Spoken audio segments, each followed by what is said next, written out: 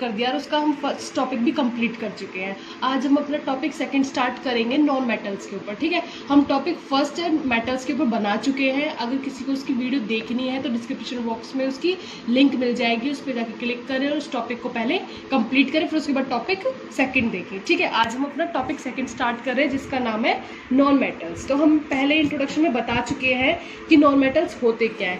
Non metals वो होते हैं जो गेन करते हैं इलेक्ट्रॉन्स को, गेन इलेक्ट्रॉन्स, ठीक है।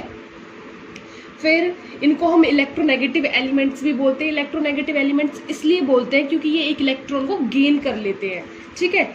इलेक्ट्रोनेगेटिव एलिमेंट्स, ठीक है, और ये फॉर्म करते हैं नेगेटिव आयंस,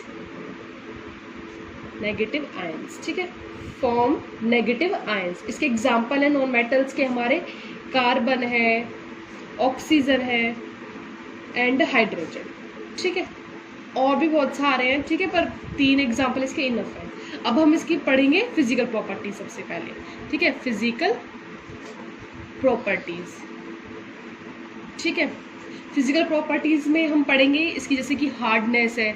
सबसे पहले हार्डनेस चेक करेंगे।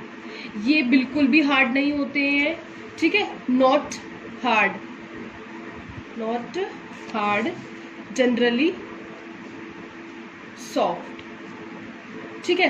पर ना नॉन मेटल का एग्जांपल है, ठीक है। तो जो नॉन मेटल का जो एक एग्जांपल है डायमंड, ठीक है, एक्सेप्ट डायमंड। जो डायमंड होता है ना वो बहुत ज़्यादा हार्ड होता है, यही एक एक्सेप्शन है नॉन मेटल्स के अंदर, ठीक है।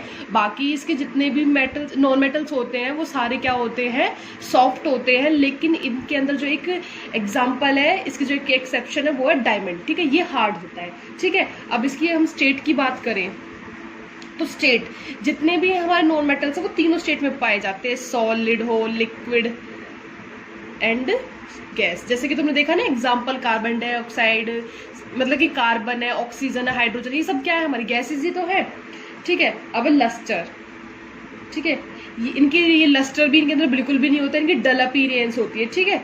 इनकी क्या होती है, डल अपीयरेंस होती है। एक्सेप्ट, इसके अंदर भी क्या है, एक्सेप्शन है, exception like iodine, iodine and diamond. इनके अंदर चमक होती है, तुमने देखा भी डायमंड तो कितना चमकीला होता है, ठीक है। अब इसके बाद है स्नोरस, ठीक है, स्नोरस, ये बिल्कुल भी स्नोरस नहीं होते, नॉट स्नोरस। ये साउंड, स्नोरस का मतलब क्या मैं पहले भी बता चुकी हूँ, स्नोरस का मतलब क्या होता है कि बिल्कुल भी साउंड प्रोड्यूस नहीं करते हैं, ठीक है।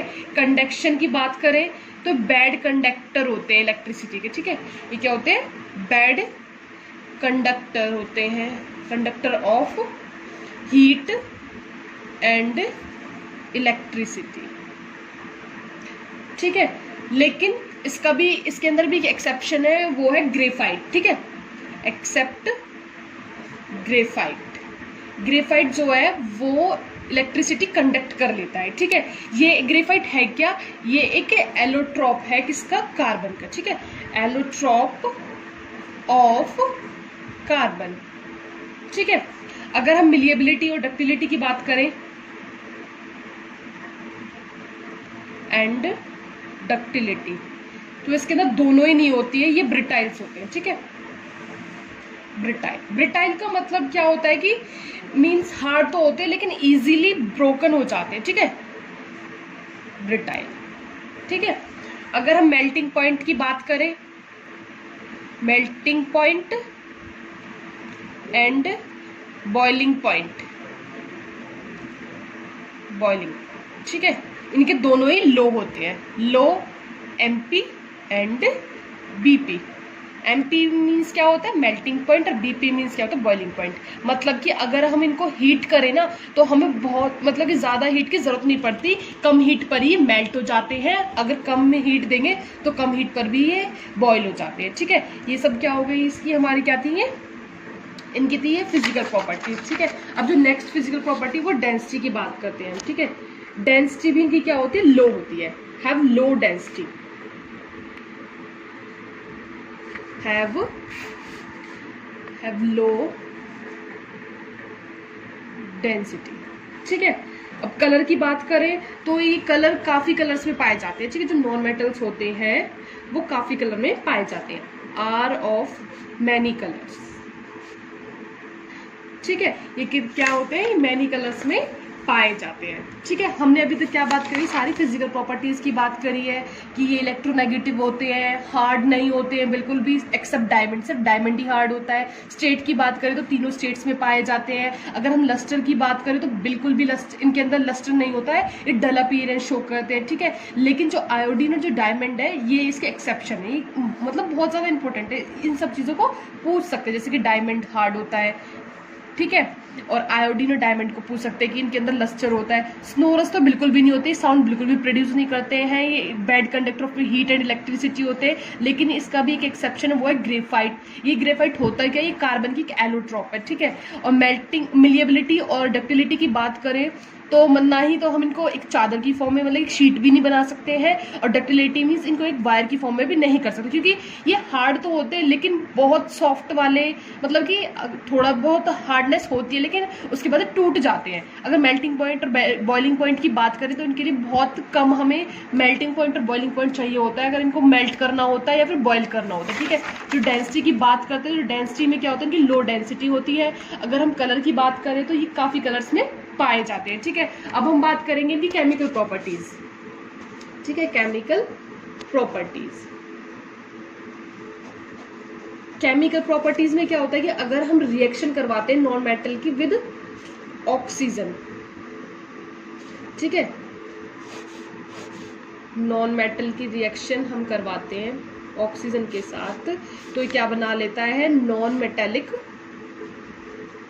ऑक्साइड, ठीक है। इसका एग्जांपल जैसे कार्बन नॉन मेटल हो गया, plus O2 gives to CO2, plus heat भी रिलीज होती है, ठीक है। इसके और भी एग्जांपल जैसे सल्फर का ले लो, sulphur plus oxygen gives to sulphur dioxide, ठीक है। अब ये कहते हैं कि जो नॉन मेटेलिक ऑक्साइड्स होते हैं ये एसिडिक इन नेचर होते हैं, ठीक है। जो नॉन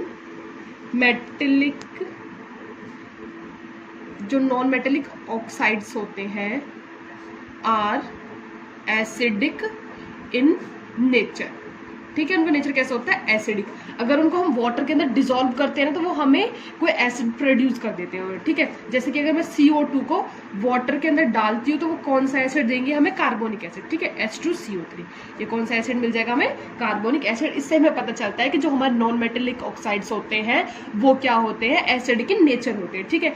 अब हम रिएक्शन विद हाइड्रोजन करवाएं, ठीक है, reaction with hydrogen. Non metal की अगर हम नॉन मेटल की रिएक्शन हाइड्रोजन के साथ कराते हैं तो हमें क्या मिल जाएगा, कोवलेंट हाइड्राइड्स मिलते हैं, ठीक है।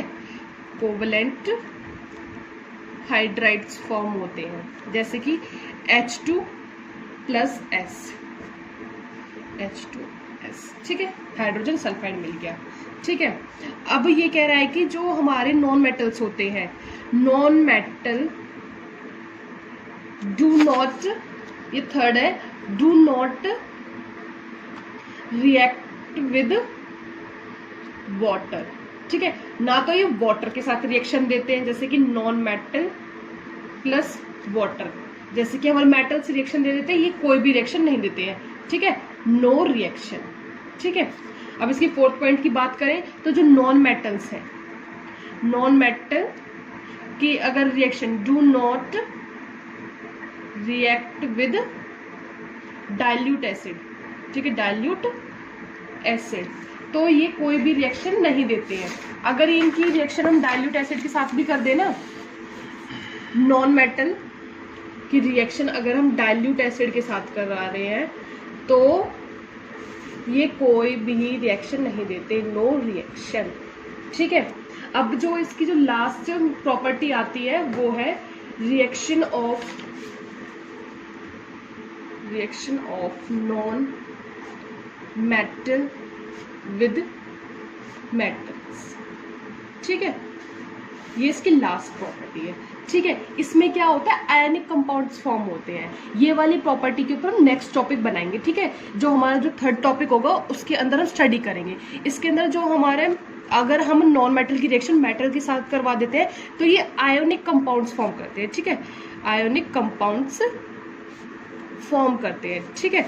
तो हम आने वाले टॉपिक में स्टडी करेंगे कि आयंस होते क्या हैं, ठीक है, ये आयंस बनते कब हैं, ठीक है, और फिर ये आयनिक जो कंपाउंड होते हैं ये कैसे अपनी फॉर्मेशन करवाते हैं, ये सारी चीज़ें हम अच्छे से क्लियर करके नेक्स्ट टॉपिक में स्टडी करेंगे, ठीक है। और मेरे चैनल को प्लीज़ ज़्यादा से ज़्यादा लाइक करो, सब्सक्राइब करो और शेयर करो।